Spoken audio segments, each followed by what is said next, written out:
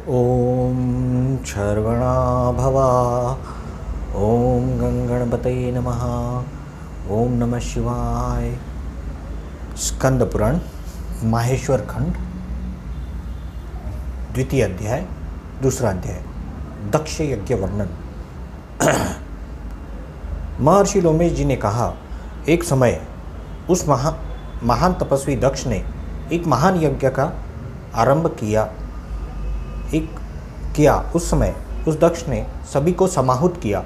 उस यज्ञ में अनेक ऋषिगण, वशिष्ठ आदि वहाँ समागत हुए। उन समागत हुए ऋषियों में अगस्त्य, कश्यप, अत्रि, वामदेव तथा भृगु थे। दधीच, भगवान व्यास, भरद्वाज, गौतम, ये सब और अन्य भी बहुत महर्षिगण वहाँ पर आए थे। समस्त सुरगण, सभी लोकपाल, विद्याधरगण, किन्नर, अप्सरागण वहाँ पर समागत हुए थे। सप्तलोक से, ब्रह्मालोक से पितामह ब्रह्मा जी को लाया गया था। वैकुंठ से भगवान विष्णु उस महायज्ञ में बुलाया गया था और उस महान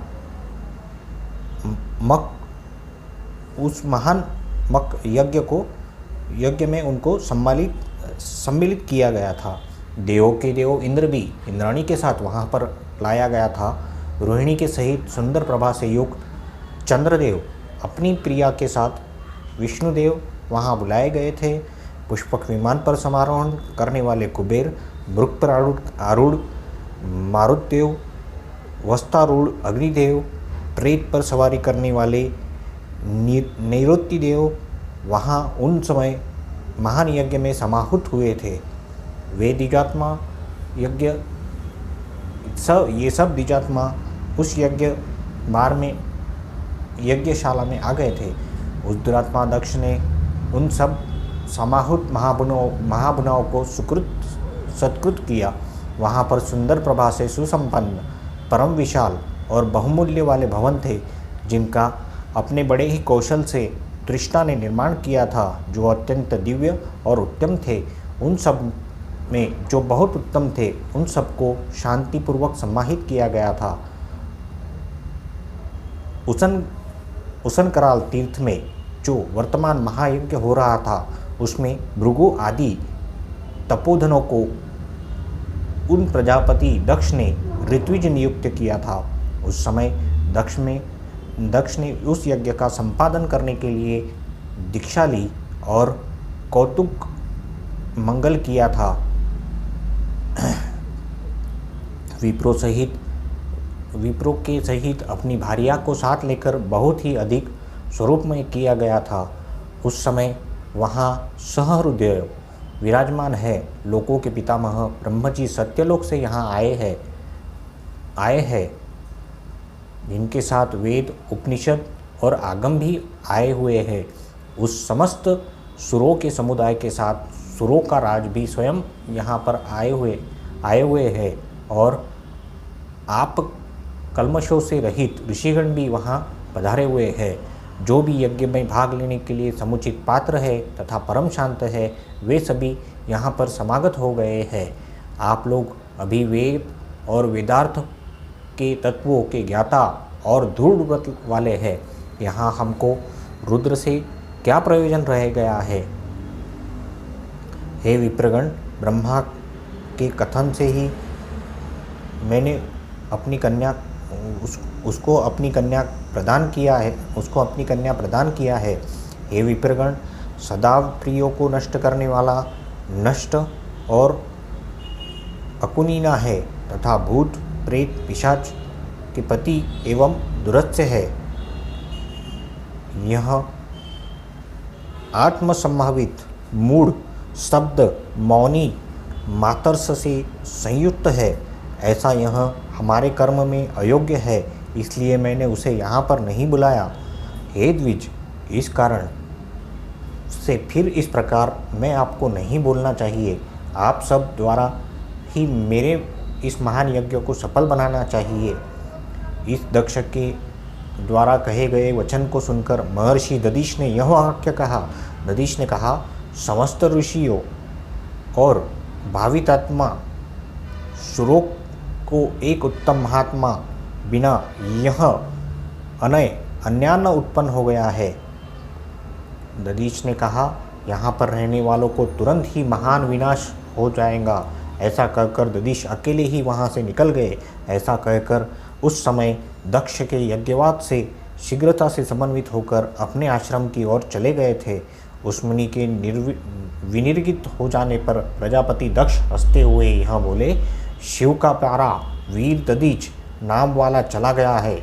जो भी आवेश से भरे हुए चित्त वाले, मंद, मिथ्यावाद में अनुराग रखने वाले, खल है, वेदों से बहिष्कृत और बुरे आचार वाले हैं, वे इस कर्म में त्याज्य ही है। आप सब लोग वेदवाद में रत विष्णु है। हे विप्रगण, शीघ्र ही मेरे इस यज्ञ को सफल बनाए। उस समय उन सब महर्षियों ने देवों का यजन किया। इस बीच गंधमान पर्वत पर धारागृह में विमान द्वारा सखियों से परिवारित होती हुई उस समय महादेवी दाक्षायणी विमान के मध्य में स्थित होकर कंदुक आदि सहस्त्र क्रियाएं कर रही थी। उस समय क्रीड़ा में समासक्त रहने वाली देवी, जो कि महासती भी थी, देखा जो सोमदेव प्रभु अपनी पत्नी रोहिणी के साथ यज्ञ में प्रयाण कर रहे थे, वहाँ चंद्रदेव कहाँ जाएंगे? हे विजय, यह शीघ्र पूछो। ऐसा महासती ने विजया से कहा था। इस तरह कहने पर विजया देवी ने उससे यथोचित पूछा था। उसने यज्ञ आदि के विषय में कुछ कह दिया था। यह सुनकर विजया देवी संभ्रम उत्पन्न हो जाने वाली होकर बहुत ही शीघ्रता के साथ वापस आई थी और उसने सभी कुछ कह सुनाया था जो चंद्रदेव ने बारंबार कहा था। उस समय देवी ने कारण को विचार कर सोचा, क्या हमारा आह्वान नहीं किया गया है? दक्ष तो मेरे पिता है, मेरी माता ने भी मुझे इस समय क्यों भुला दिया? निश्चय करने वाली होती हुई आज भगवान शंकर से इसका कारण पूछूं। यह विचार कर अपने सखियों को वहीं पर स्थापित करके सती देवी शंकर के समीप आ गई थी। उस समय उसने भगवान त्रिलोचन को सभा के मध्य में समस्त चंड मुंड आदि गणों से परिवृत्त होकर समवस्थित होते हुए देखा था। वहाँ पर उस समय शूद्रदेव की अनुवृत्ति बहुत से गण उपस्थित थे। उनके नाम थे भृंगीगण, महान तपस्वी शैलानंदी, महाकाल, महाचंड, महामुंड, महाशीर, पुषाग्र, धूम्रकेतु, धूम्रपात, ये सब तथा अन्य भी अनेक गण थे। उन गणों में तो कुछ बहुत ही भयानक थे, कुछ बड़े रौद्र रूप वाले थे, कुछ एक व्यंग स्वरूप वाले थे, कुछ 3 नेत्रों वाले वक्षस्थल से रहित थे। इस प्रकार वे सब सैकड़ों थे, यानी सब वे यति का वचन धारण करने वाले थे। सभी जटा दलाप से युक्त शरीर और रुद्राक्ष भूषणों वाले थे। सब इंद्रियों को जीतने वाले, राग को त्याग देने वाले और विषयों से भय रखने वाले थे। इन सबके लोगों को कल्याण करने वाले भगवान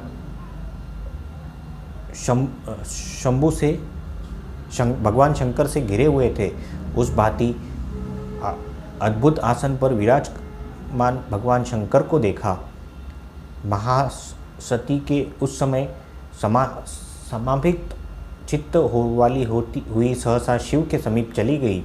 प्रीति से संबंधित भगवान शिव ने अपनी प्रिया को अपनी मोह में स्थापित कर लिया था।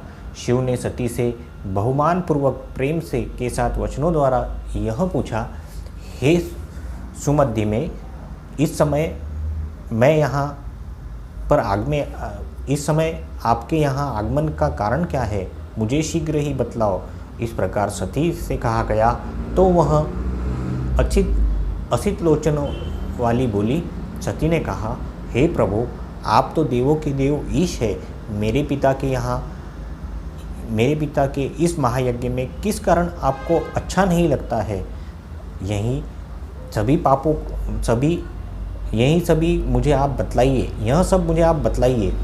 सहृदयों को यह धर्म है कि सहृदयों के साथ संगति की जावे। जो महादेव सहृदयों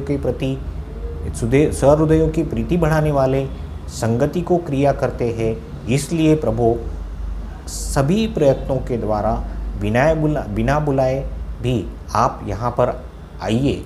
हे सदाशिव, आज तो मेरे पिता के यत्र गृह में ही प्रवेश कीजिए। उस समय सती का इस वचन श्रवण करके भगवान शिव परम सुश्रुत हो वचन से बोले, हे भद्रे, तुमको इस दक्ष के भजन अर्थात यज्ञ की ओर नहीं जाना चाहिए। उनके जो भी मानीगण है वे सुर, असुर और किन्नर उस यज्ञ में पहुंच गए हैं जो कि तेरे पिता ने यज्ञ का समारंभ किया है। इसमें लेश मात्र भी संदेह नहीं है। हे सुश्रु, किंतु जो लोग बिना बुलाए पराये मंदिर में चले जाया करते हैं, वे मृत्यु से भी अधिक भगवान की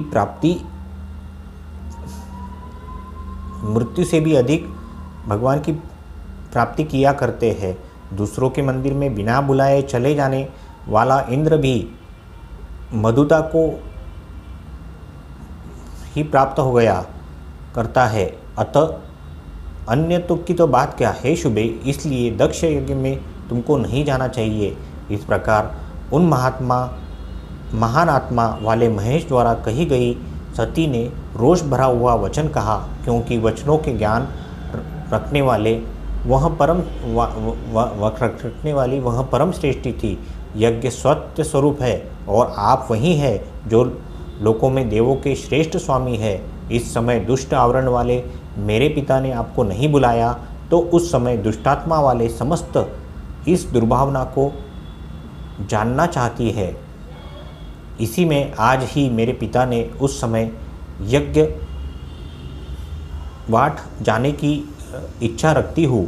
हे देवों के भी देव, हे नाथ, हे जगत के स्वामीन, आप मुझे अपनी आज्ञा प्रदान कर दीजिए।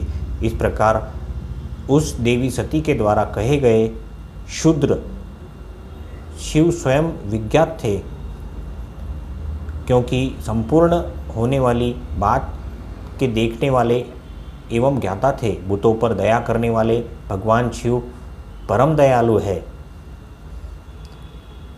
संपूर्ण सिद्धियों को प्रदान करने वाले ईश महेश सती से बोले, हे देवी, हे सुरवते, मेरी आज्ञा है, आप बहुत ही शीघ्रता से युक्त होकर जाइए। इस प्रकार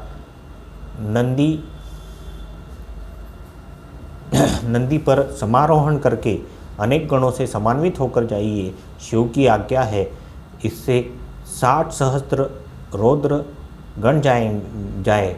उन समस्त गणों से संवृत्त हुई देवी अपने पिता के मंदिर चली गई थी।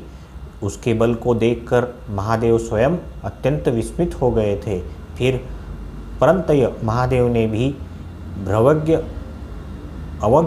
अवग्र होकर और उसके लिए देवी के लिए महामूल्य वाले भूषण भेजे थे। उस समय में देवी ने अपने पिता के घर में गमन किया था। उस समय भगवान महेश ने भी सब कुछ होने वाली घटना का विचार करके पिता द्वारा अपमानित हुई दाक्षायणी सती पुनः अपने पूर्व में नहीं जाएंगी, यह ज्ञान दिया था। ओम शरवणा भवा। माहेश्वर खंड में दूसरा अध्याय समाप्त।